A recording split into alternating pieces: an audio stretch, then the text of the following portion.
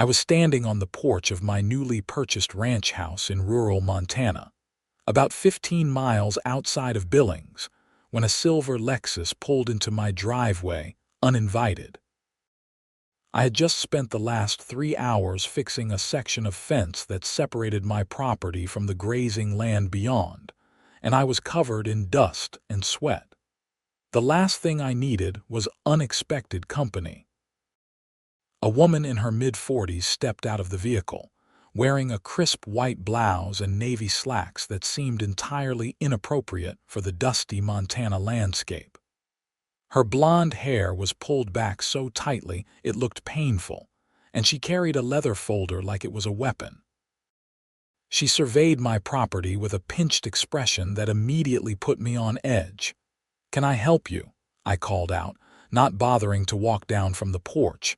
Something about her demeanor told me this wasn't a friendly visit. "Are you Caleb Brennan?" she asked, her voice carrying that particular tone of condescension that instantly grated on my nerves. "That's me. And you are Heather Fairchild, president of the Meadowbrook Estates Homeowners Association." She said it like she expected me to recognize the name or be impressed. I was neither. I wiped my hands on my jeans and squinted at her in the afternoon sun. "I think you have the wrong address. I'm not part of any homeowners association." Her smile was thin and entirely fake. "Actually, Mr. Brennan, that's exactly why I'm here. Your property falls within the boundaries of Meadowbrook Estates, and as such, you are required to comply with our covenants, conditions, and restrictions. I have your welcome packet here." I stepped down from the porch, getting a better look at this woman who apparently thought she had some authority over my property. "Madam, I don't know what you're talking about. This ranch has been here since 1947. It was my grandfather's place, then my uncle's, and now it's mine. There's no HOA. Heather's expression hardened. "That's where you're mistaken. Meadowbrook Estates was established in 2019, and according to Montana state law, all properties within the designated boundaries must participate in the association. Your dues are $3,000 annually, and I need you to fill out these forms." She thrust the leather folder toward me, but I didn't take it. Instead, I crossed my arms and looked past her at the sprawling acres that made up my property.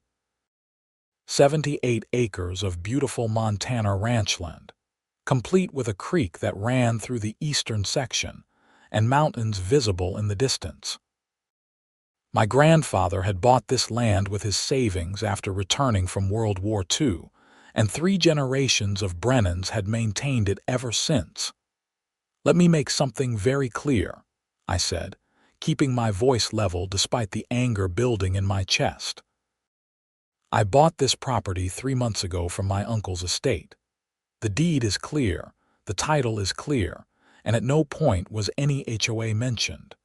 So unless you have some legal documentation that proves otherwise, I'm going to have to ask you to leave." Heather's face flushed red, and her perfectly manicured fingers tightened on the folder. "Mr. Brennan, I don't think you understand the seriousness of this situation. If you refuse to join the association and pay your dues, we have the legal authority to place a lien on your property. We can even foreclose if necessary." That got my full attention. "You're threatening to take my property?" "I'm simply explaining the consequences of non-compliance," she said, her tone becoming even more officious. "Meadowbrook Estates has standards to maintain. We've worked very hard to create a desirable community here, and every property owner needs to do their part." I looked around at my ranch, with its old wooden fences, the barn that needed a new roof, and the house that still had the original windows from the 1940s. Then I glanced at the road beyond my property, where I could see the beginning of what must be the Meadowbrook Estates development. Cookie-cutter houses painted in approved colors, perfectly manicured lawns, and not a blade of grass out of place. "Your development is over there," I pointed. My ranch is over here. I don't see how those two things are connected. The original survey for Meadowbrook Estates included a buffer zone of established properties, Heather explained, as if talking to a slow child. Your ranch falls within that zone. The developer worked with the county to ensure proper oversight of all properties in the area to maintain property values.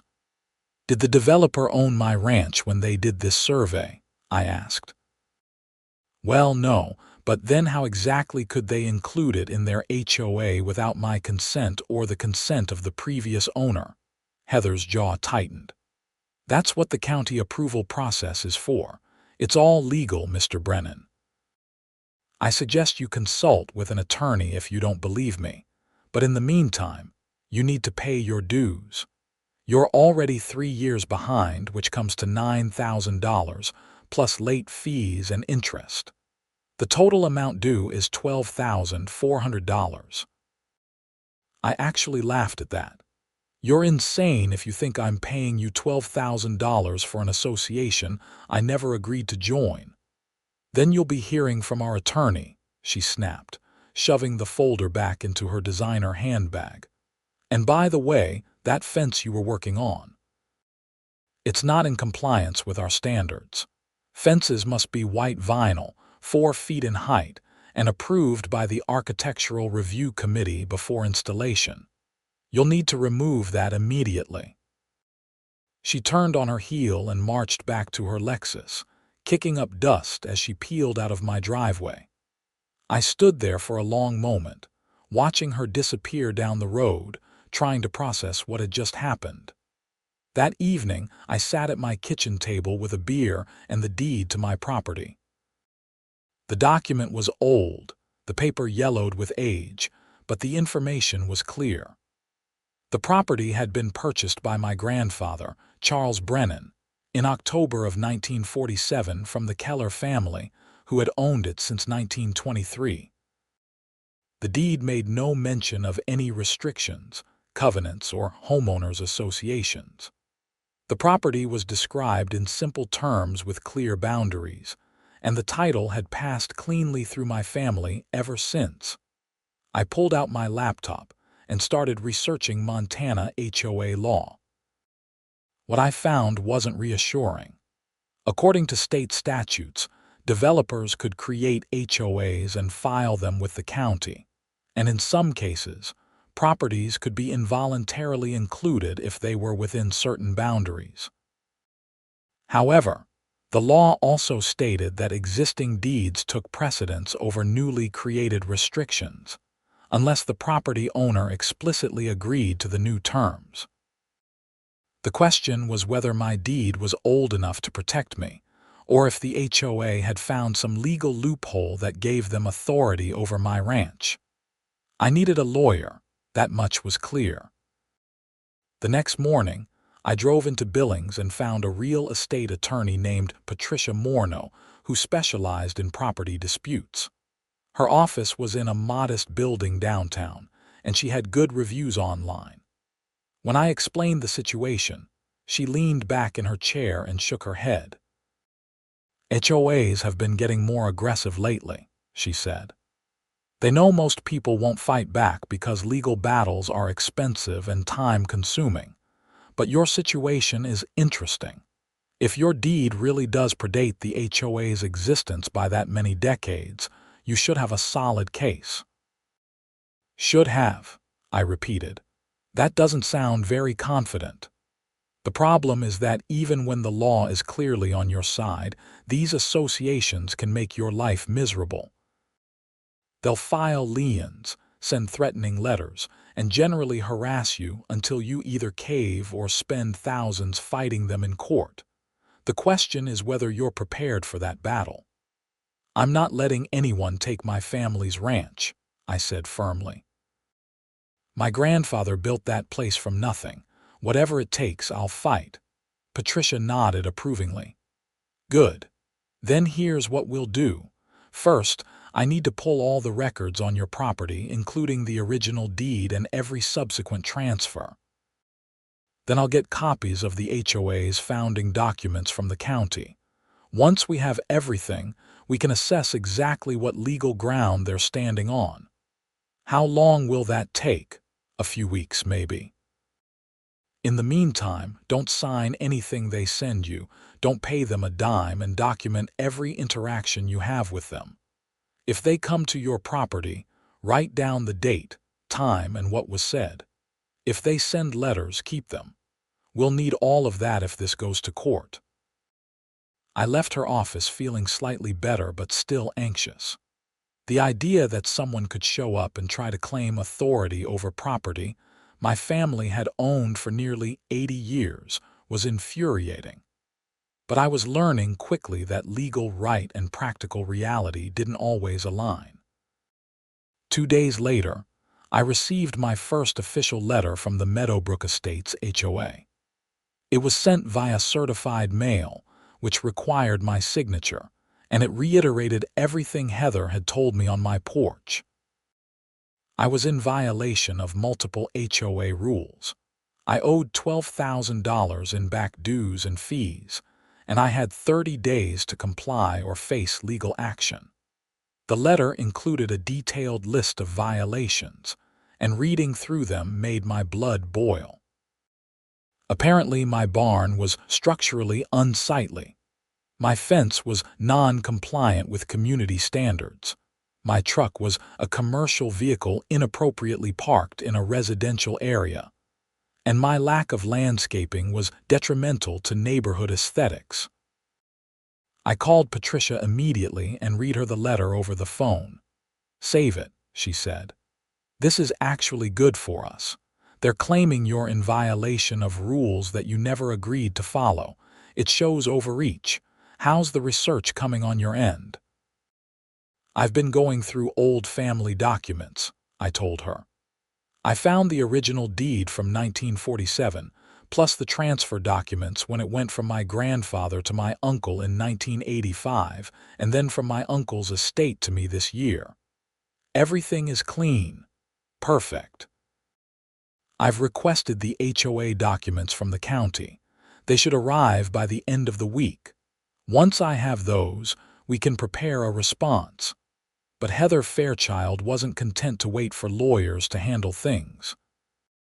3 days after the certified letter arrived, I was working in the barn when I heard vehicles pull up.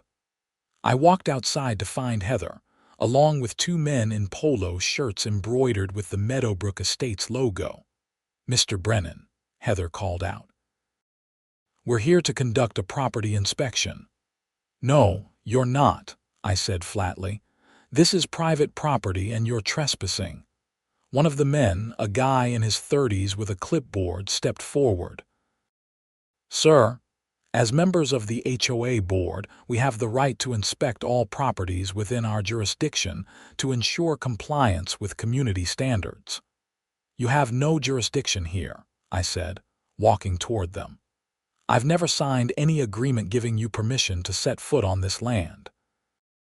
If you don't leave right now, I'm calling the sheriff." Heather's face turned that particular shade of red I was becoming familiar with. "This is exactly the kind of attitude that destroys property values. We're trying to help you, Mr. Brennan. If you would just cooperate, get off my property." "You can't speak to us like that," she sputtered. "We're the board of directors, and I'm the property owner, and you're trespassing. Leave, now." The man with the clipboard looked uncertain, but Heather stood her ground. "Fine. But you should know that we'll be filing for a temporary restraining order to prevent you from making any further modifications to your property until this matter is resolved. And the lien will be filed next week." They left, but the encounter rattled me more than I wanted to admit. These people were relentless, and they clearly believed they had the right to control what I did with my own land. I called Patricia again and told her about the visit. "They can't legally inspect your property without your permission," she confirmed. "And if they file a lien, we'll challenge it immediately. But this is good, actually. The more aggressive they are, the better it looks for us when we get in front of a judge. They're digging their own hole." The lien notice arrived 5 days later. The Meadowbrook Estates HOA had filed a claim against my property for $12,400 in unpaid dues and fees. According to the notice, if the debt wasn't satisfied within 60 days, they could initiate foreclosure proceedings. That was it. I was done trying to handle this calmly. I drove to Patricia's office and walked in without an appointment. "They filed the lien," I said, dropping the notice on her desk. She picked it up, read through it quickly, and nodded. "I got the HOA documents from the county yesterday. We need to talk." I sat down, trying to keep my anger in check. Patricia pulled out a thick folder and opened it to reveal what looked like hundreds of pages of legal documents. The Meadowbrook Estates HOA was officially registered with Yellowstone County on March 15, 2019. The founding documents include covenants, conditions, and restrictions that apply to all properties within the designated development area. "But my ranch isn't part of the development," I protested. "That's where it gets interesting," she continued. When the developer filed the HOA documents, they included a map showing the boundaries of their jurisdiction. That map includes not just the new subdivision, but also several existing properties around it, including yours. They claimed this was necessary to create a cohesive community vision. "How is that legal?" "It's not," Patricia said with a slight smile. "At least, not in your case. Montana law does allow developers to create HOAs with specific boundaries, but those boundaries can only include properties that the developer owns or that have explicitly agreed to join. Your property was owned by your uncle at the time, and he never signed anything agreeing to be part of this HOA. So we can fight this. Better than that, we can get the lien removed and potentially go after them for harassment. Your deed from 1947 clearly establishes your property rights long before this HOA existed. There's a legal principle called prior existing use that protects properties like yours from new restrictions." I felt a weight lift off my shoulders. "So what do? "We file a motion to have the lien removed and challenge their authority over your property. If they fight it, we take them to court. I'm confident we'll win, but you need to be prepared for them to make things difficult in the meantime." "I'm prepared," I said. "Let's do it." Patricia filed the necessary paperwork the next day. She sent a formal letter to the HOA's attorney, a man named Richard Kessler, who worked for a firm in Billings that specialized in HOA law. The letter was polite but firm. My property was not subject to the HOA's authority, the lien was invalid, and if it wasn't removed within 10 days, we would pursue legal action. Richard Kessler's response came within a week, and it was not what we wanted to hear. He argued that the HOA's boundaries had been properly filed with the county, that all properties within those boundaries were subject to the association's rules, and that my refusal to pay dues constituted a breach of community standards. He rejected our demand to remove the lien and suggested that if I wanted to challenge the HOA's authority, I should file a lawsuit. "He's calling our bluff," Patricia said when she showed me the response. "He thinks you won't actually go through with a court battle. Then he's wrong. File the lawsuit. It's going to cost you, Caleb. Legal fees, court costs, expert witnesses if we need them. We could be looking at $20,000 or more, and that's if things go smoothly." I thought about my grandfather who had worked his whole life to buy that land. I thought about my uncle who had maintained it for decades and left it to me because he knew I'd take care of it. And I thought about Heather Fairchild and her fake smile, trying to intimidate me into giving up what was rightfully mine. "File it," I said again. "I'm not backing down." The lawsuit was filed in Yellowstone County District Court in early November. We were asking the court to declare that my property was not subject to the HOA's authority, to remove the lien, and to award damages for harassment and emotional distress. It was a big swing, but Patricia felt confident. "The facts are on our side," she explained. "Your deed predates their HOA by 72 years. There's no ambiguity here. The only question is whether the judge will see through their legal maneuvering."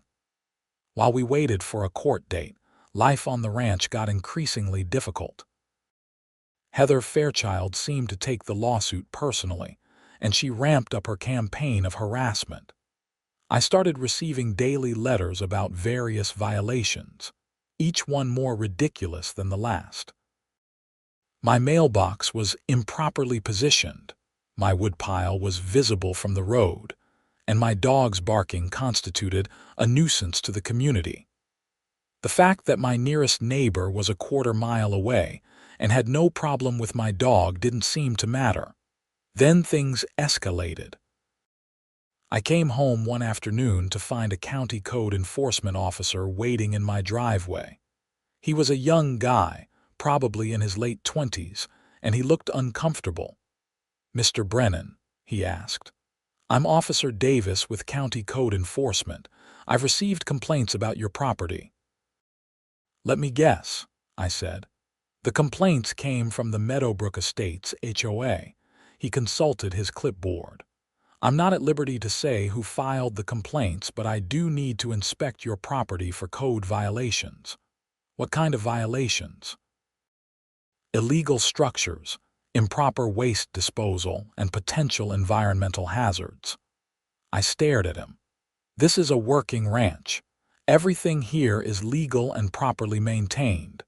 The HOA is harassing me because I won't join their association, and they're using the county to do it." Officer Davis shifted uncomfortably. "Sir, I still need to conduct the inspection. If everything is in order, there won't be any citations." I didn't have much choice, so I let him look around. He spent an hour walking my property, taking photos and making notes. When he was done, he seemed relieved. "Everything looks fine, Mr. Brennan. Your structures are grandfathered in under agricultural use exemptions, and I don't see any environmental issues. I'll file my report, and you shouldn't hear anything else about this. Can I ask you something?" I said as he was leaving. "How often do you get called out to properties because of HOA complaints?" He grimaced. "More often than I'd like to admit. Some of these associations are really aggressive. They use code enforcement as a weapon when they can't get property owners to comply with their rules. It's a waste of county resources, honestly." After he left, I called Patricia and told her what had happened. "That's actually actionable," she said. "If they're filing false complaints with the county, that could constitute abuse of process. Make sure you get a copy of the inspection report showing no violations were found. We can use that in court." The harassment didn't stop. A week later, I discovered that someone had filed a complaint with the Montana Department of Environmental Quality, claiming I was improperly disposing of livestock waste. That required another inspection, this time by a state official who confirmed that my small operation was well within legal limits and properly managed. Then there was the complaint to the Montana Department of Livestock, alleging I was operating without proper permits. That was quickly dismissed when I showed them my documentation, but it required time and stress I didn't need. Each incident was documented, each false complaint added to our evidence. Patricia was right. Heather and her HOA were digging themselves deeper with every move.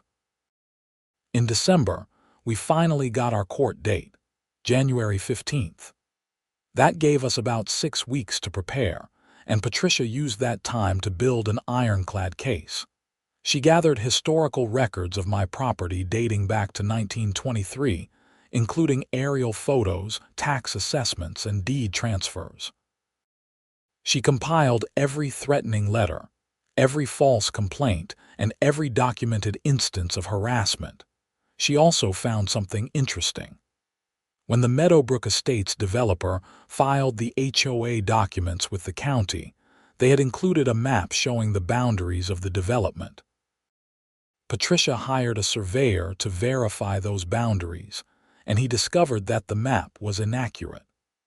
Several properties that the HOA claimed jurisdiction over, including mine, were actually outside the legally described boundaries. "This is huge," Patricia said when she showed me the surveyor's report. "They don't just lack authority over your property because of your deed. They lack authority because your property isn't even within their legal boundaries." They literally made up a map that included properties they had no right to claim.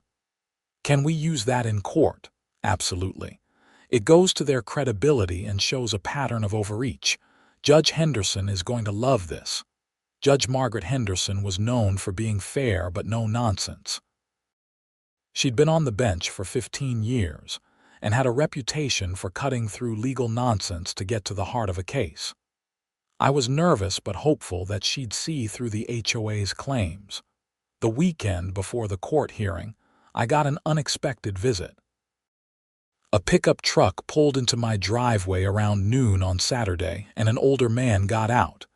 He was probably in his 70s, weathered and lean, wearing worn Wranglers and a thick winter coat. "You Caleb Brennan," he called out. "That's me. Name's George Patterson. I own the property about a mile east of here. Heard you were having trouble with that HOA nonsense." I invited him in for coffee, and we sat at my kitchen table while he told me his story. George had owned his property since 1965, 120 acres that he'd bought with his Army pay after returning from Vietnam. When the Meadowbrook Estates development went up, the HOA had tried the same thing with him. "They sent me letters, threatened liens, the whole 9 yards, George said. I ignored them mostly, figured they'd give up, and they did eventually. They went after easier targets. Why didn't you fight them?" "I'm 74 years old," he said with a shrug. "Didn't have the energy for a legal battle. But you do, and I want to help. If you need a witness to testify that they've been pulling this crap with multiple property owners, I'll do it." "I appreciate that, George. My lawyer will probably want to talk to you." He nodded, sipping his coffee. "These HOAs are getting out of control. Used to be, a man could do what he wanted with his own land as long as he wasn't hurting anybody. Now you've got busybodies telling you what color you can paint your fence. It's not right." I gave George's contact information to Patricia, and she was thrilled. Having another property owner who could testify to the HOA's pattern of overreach would strengthen our case significantly. As the court date approached, I tried to focus on normal ranch work, but it was hard. I kept thinking about all the ways this could go wrong. What if the judge sided with the HOA?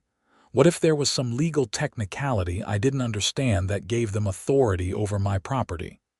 What if I lost and ended up owing them not just the $12,000 in fees but also their legal costs? Patricia tried to reassure me. "Stop catastrophizing. We have a strong case, solid evidence, and the law on our side. Just be ready to answer questions honestly and clearly. Let me handle the legal arguments." The morning of January 15th was bitterly cold, with snow falling steadily over Billings. I met Patricia at the courthouse at 8:30, even though our hearing wasn't until 10. She wanted to go over everything one more time, make sure I was prepared for whatever questions might come up. The courtroom was smaller than I expected, with wooden benches and fluorescent lighting that hummed quietly overhead. Judge Henderson sat at the bench, a woman in her late 50s with silver hair and sharp eyes.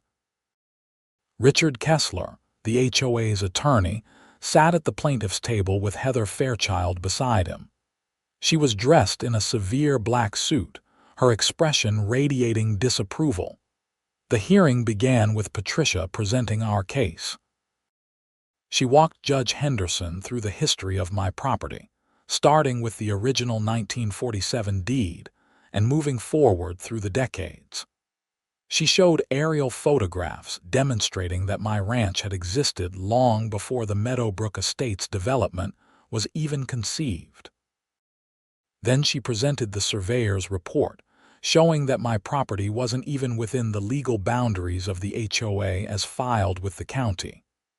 She introduced evidence of the harassment, the false code complaints, the daily violation letters, the attempted property inspections without permission. Judge Henderson listened carefully, occasionally asking clarifying questions. She seemed particularly interested in the surveyor's report. "Mr. Kessler," she said, turning to the HOA's attorney, "can you explain why your client claims jurisdiction over properties that aren't within the legally filed boundaries of the development?" Richard Kessler stood, clearly prepared for this question. "Your Honor, the boundaries filed with the county represent the core development area. However, the HOA's governing documents include language that extends jurisdiction to surrounding properties within a reasonable buffer zone to maintain community standards and property values." "A reasonable buffer zone," Judge Henderson repeated. "Define reasonable." "Properties that are visible from or adjacent to the development," Kessler said. "The goal is to prevent deteriorating properties from negatively impacting the community." "So you're arguing that if someone can see a property from your development, that gives you jurisdiction over it?" "In cases where the property falls within the broader planning area designated by the county, yes." Judge Henderson looked skeptical, but let him continue. Kessler called Heather Fairchild to the stand to testify about the HOA's efforts to maintain community standards and their attempts to work cooperatively with me. Heather painted a picture of me as an obstinate property owner who refused to maintain basic standards, whose rundown ranch was an eyesore that hurt everyone's property values. She claimed the HOA had tried repeatedly to work with me, offering payment plans and compromises, but that I had been hostile and uncooperative from the start. Patricia's cross-examination was surgical. "Mrs. Fairchild, when did you first contact Mr. Brennan about joining the HOA?" "Approximately 3 months after he purchased the property." "And did you, at any point during that first meeting, explain that he had the right to refuse membership?" Heather hesitated. "The HOA's jurisdiction is mandatory for all properties within the boundaries." "That's not what I asked." "Did you explain that he could refuse?" "No, because he couldn't legally refuse." Patricia nodded. "And when Mr. Brennan told you his deed predated the HOA's existence, what did you say?" "I explained that the county approval process made the HOA's rules applicable to all properties in the area." "Did you have any legal documentation to support that claim?" Another hesitation. "The HOA's founding documents were on file with the county." "But those documents don't include Mr. Brennan's property within the legal boundaries, do they?" "The boundaries include a buffer zone, Mrs. Fairchild. Yes or no? Is Mr. Brennan's property explicitly listed within the legal boundaries filed with Yellowstone County?" "Not explicitly, but yes or no?" "No." Patricia moved on to the harassment complaints. "How many violation letters did the HOA send to Mr. Brennan?" "I don't have an exact count. More than 10, probably. More than 20. I don't know." Patricia produced a folder. "I have 37 violation letters here, all sent over a 3-month period. That's an average of more than 3 per week. Does that seem reasonable to you?" Heather's face flushed. "If there are multiple violations, they need to be addressed. And the complaints to code enforcement, the DEC, the Department of Livestock, did you file those?" "I filed legitimate concerns about non-compliance." "But every single one of those complaints was found to be without merit, weren't they?" "That doesn't mean, yes or no, Mrs. Fairchild, Were any of those complaints substantiated?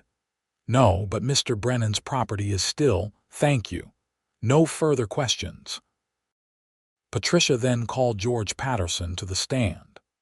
George testified that the HOA had tried similar tactics with him, sending threatening letters and claiming jurisdiction over his property, despite his deed predating the development by decades. He said they'd eventually stopped bothering him, but only after he'd made it clear he wouldn't be intimidated. The testimony lasted most of the morning. During a lunch recess, Patricia seemed confident.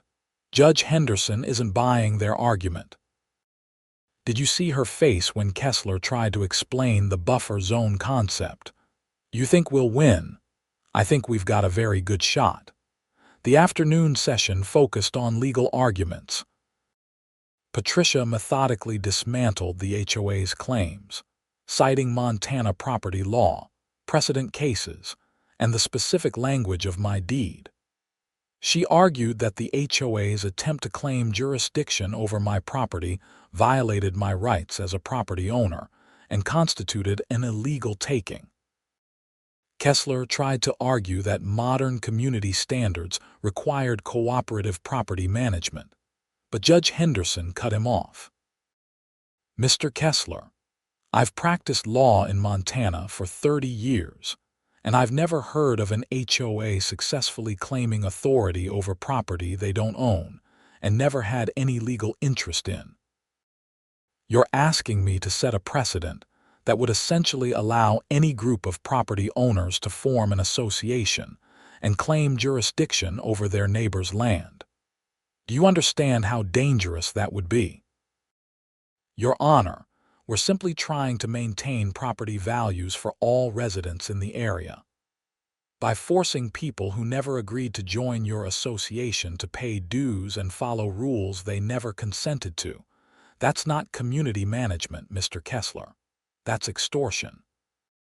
The hearing ended around 3 in the afternoon. Judge Henderson said she would review all the evidence and issue a written ruling within 2 weeks.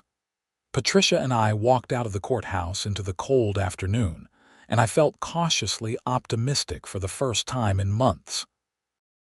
She's going to rule in our favor, Patricia said. I'd bet money on it. But we still have to wait 2 weeks. That's how it works. Judges like to take their time, review everything carefully, write detailed opinions. It protects them on appeal. The waiting was torture. Every day I checked the mail, hoping for an envelope from the court. I tried to stay busy with ranch work, but it was hard to focus. The snow kept falling, and I spent hours each day just keeping the driveway clear and making sure my animals had access to food and water. Heather Fairchild didn't back off during this time. If anything, she got worse. I received more violation letters, more threats about the lien, more warnings that I was destroying the community. I filed everything away, but I couldn't help wondering what she'd do if we won. Would she finally leave me alone, or would she find new ways to make my life difficult? The ruling came on January 28th, 13 days after the hearing. It arrived via certified mail in a thick envelope with the court seal. My hands shook as I opened it. Judge Henderson's opinion was 18 pages long and left no doubt about her position. She found that my deed clearly predated the HOA's existence by over 70 years, and that no subsequent owner had ever agreed to join or be bound by the association's rules. She found that my property was not within the legally filed boundaries of the Meadowbrook Estates development, and that the HOA's attempt to extend jurisdiction through an undefined buffer zone had no basis in law. She ordered the lien removed immediately and permanently enjoined the HOA from claiming any authority over my property. She also awarded me $8,000 in damages to cover my legal fees and compensation for the harassment I'd endured. But the best part was her final paragraph, which Patricia read to me over the phone with obvious glee. The court finds that the Meadowbrook Estates HOA engaged in a pattern of harassment, intimidation, and abuse of process in its dealings with the defendant. Their actions represent a troubling overreach of authority and a fundamental misunderstanding of property rights in Montana. The court warns the HOA that any future attempts to claim jurisdiction over properties outside their legal authority will result in sanctions and potential criminal charges for harassment. "We won," Patricia said. "Complete and total victory." I sat down at my kitchen table, feeling a wave of relief wash over me. It was over. The ranch was safe. No one could take it from me or force me to comply with rules I'd never agreed to, but winning the lawsuit turned out to be just the beginning of a larger story. The ruling made local news, and within days, I started getting calls from other property owners in the Billings area who were dealing with similar HOA overreach. A woman named Sandra Martinez called to say that her HOA was trying to force her to tear down her grandmother's garden shed. A man named Tom Westbrook said his association was threatening to foreclose on his house because he'd painted his front door the wrong shade of blue. Patricia suggested we organize a meeting for affected property owners, and I agreed to host it at my ranch. About 20 people showed up on a Saturday in early February, sitting in my living room and sharing their stories of HOA abuse. Some were funny, some were infuriating, and all of them showed a pattern of associations overstepping their authority. "We should form a coalition," suggested a woman named Rachel. "Something to help property owners fight back against unreasonable HOAs." The idea took root, and within a month, we'd established the Montana Property Rights Coalition. It wasn't anything fancy, just a group of people who'd been pushed around by HOAs and decided to push back. Patricia agreed to serve as our legal advisor, and I became the de facto coordinator, mostly because I had the ranch space to host meetings.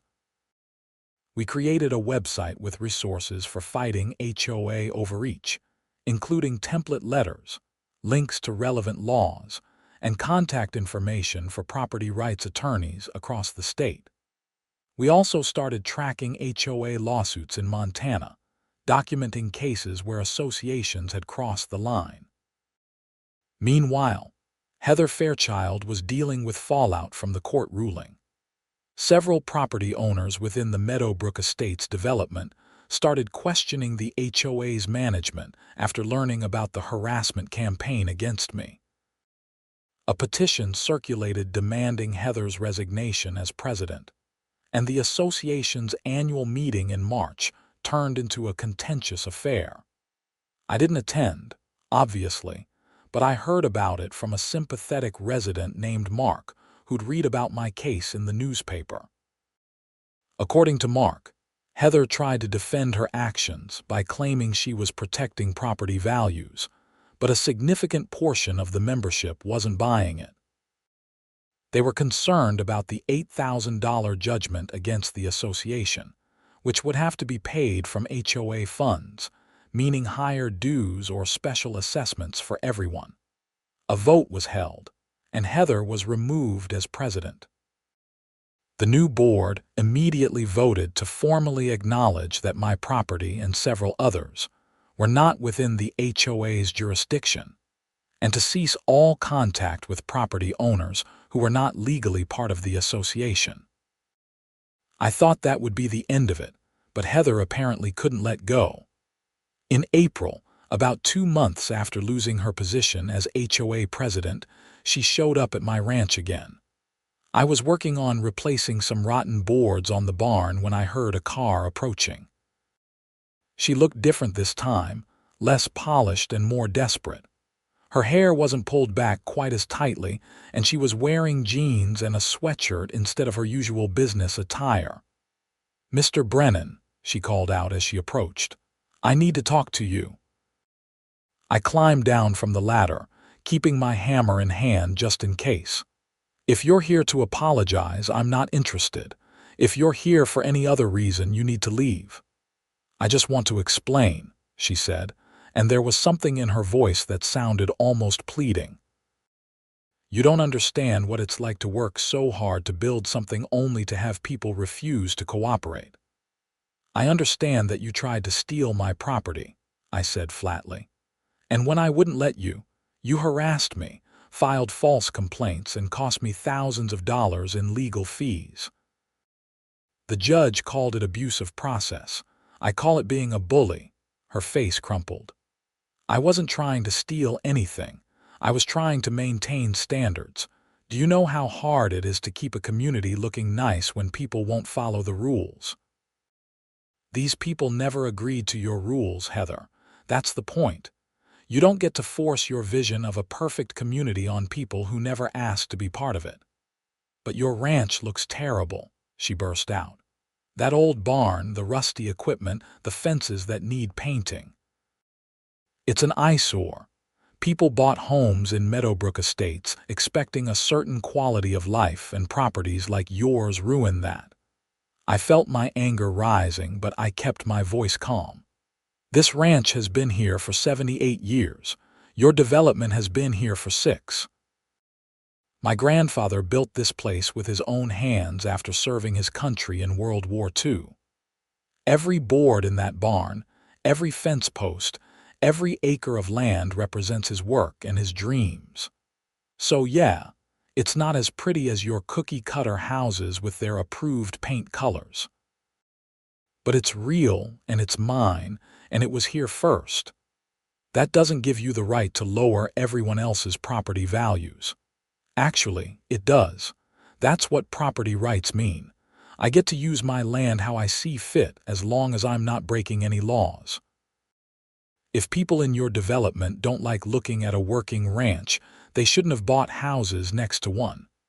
Heather was quiet for a moment, staring at the ground.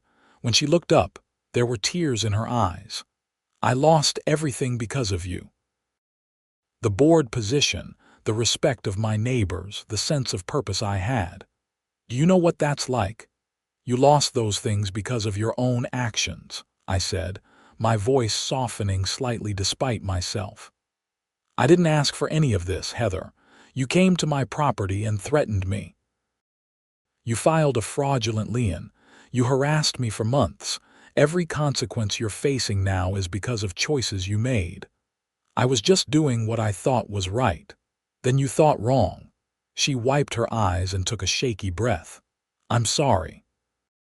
I know you don't want to hear it, and I know it doesn't change anything, but I'm sorry. I let my vision of what the community should be cloud my judgment about what was legal and right.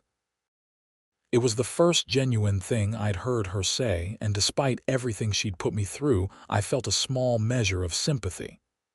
I appreciate you saying that, but you need to leave now and not come back. We're done. She nodded and walked back to her car. I watched her drive away, and I realized I didn't feel angry anymore, just tired. The whole ordeal had taken so much energy, so much stress, and even though I'd won, I was ready for it to be over. Spring came to Montana with its usual mixture of mud and new life. The snow melted, the creek on my property swelled with runoff, and I spent my days working on all the projects I'd neglected during the legal battle.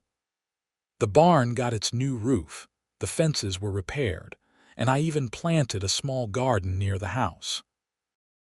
The Montana Property Rights Coalition continued to grow.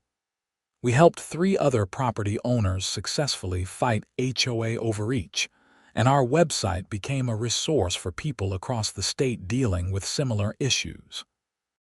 Patricia joked that I'd accidentally started a social movement, and maybe she was right. People were tired of being pushed around by associations that had too much power and too little accountability. In June, I got a call from a reporter at the Billings Gazette who wanted to write a feature story about my case and the coalition. I was hesitant at first, not really wanting more attention, but Patricia convinced me that publicity could help other people facing similar situations. The article ran on the front page of the Sunday edition, complete with photos of my ranch and interviews with other coalition members. The headline read, "Montana Rancher Stands Up to HOA Overreach, Sparks Statewide Movement for Property Rights." The response was overwhelming.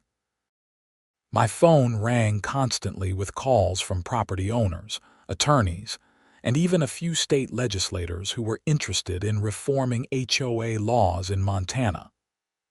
One legislator, a woman named Senator Deborah Richards, came out to my ranch to discuss potential legislation. "What you've done here is important," she said as we sat on my porch drinking iced tea.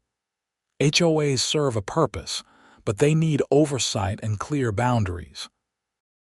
I'm drafting a bill that would require HOAs to prove legal jurisdiction before filing liens and would create penalties for associations that engage in harassment.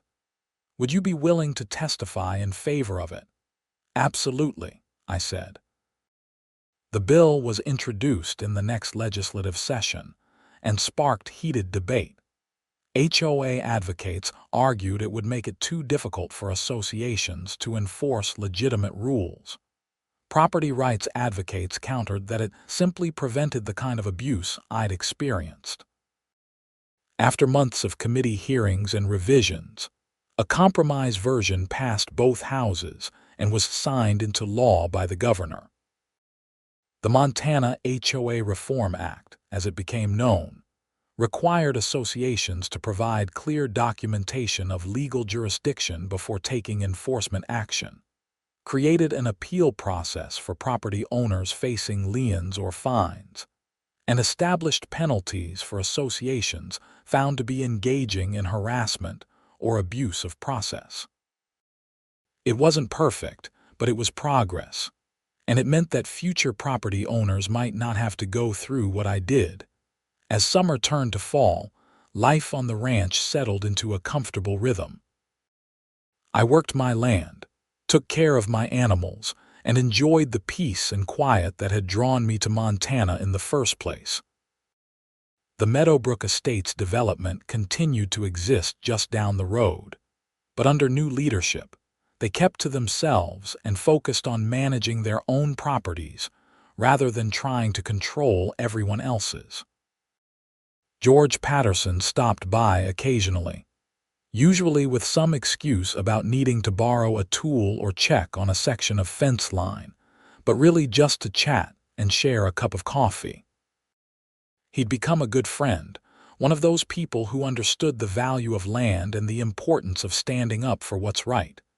"You did good, kid," he said one afternoon as we sat on my porch watching the sun set over the mountains.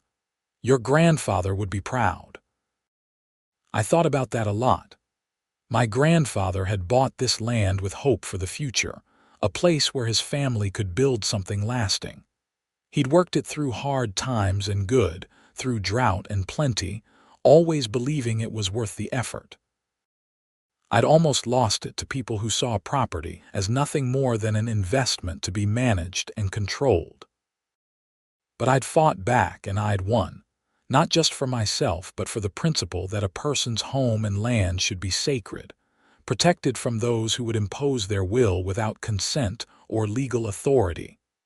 The deed to my ranch, that yellowed paper from 1947, sat framed on my living room wall now. It was more than just a legal document. It was a reminder that some things are worth fighting for, that rights matter, and that standing up to bullies, whether they come in the form of HOAs or anything else, is always the right choice. As the sun dipped below the horizon, and the Montana sky turned brilliant shades of orange and purple, I felt grateful. Grateful for my grandfather's foresight, for Patricia's legal skill, for George's friendship, and for a system of justice that ultimately recognized the truth. My deed predated their existence, and that made all the difference. The ranch was safe, the battle was won, and life could finally get back to normal. Tomorrow, I'd fix that section of fence on the eastern boundary. The day after, maybe I'd finally get around to painting the barn. Not because some HOA said I had to, but because I wanted to, because this was my land and my choice. That freedom, hard-won and legally affirmed, was worth everything I'd gone through to protect it.